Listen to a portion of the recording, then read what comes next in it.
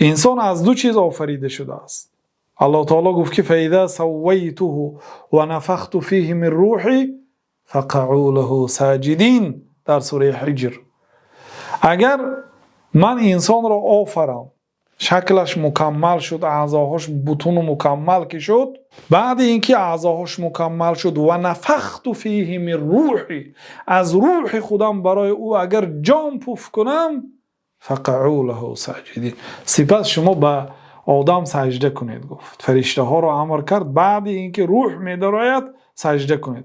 حضرت آدم را الله تعالی آفرید، چند وقت بی روح ایستاده نمیخواد. بعد از آن الله تعالی روح داد. جنسی جسمانی آدم علیه السلام از زمین بود. ملک الموت فرامده از زمین، از روی خاکهای سفید و سرخ و سیاه و از تمام نوع خاکها برد و بنابراین حضرت آدم از کلمه ادیمون پوست گرفته شده است. معناش از پوست، از روی زمین خاک گرفته شده است و برای همین هم فرزنداشون رنگ و روحاشون گوناگون است. برای آکی رنگ و روحهای خاک هم گوناگون است. خاکهای سیاه است، واقعا خاکی سفید است، خاکی زرد است، خاکی خیره رنگ است، تیره رنگ و لای رنگ. خلاصه از همه نوع خاک ها برد. بعد الله تعالی حضرت آدم علیه السلام را ساخت.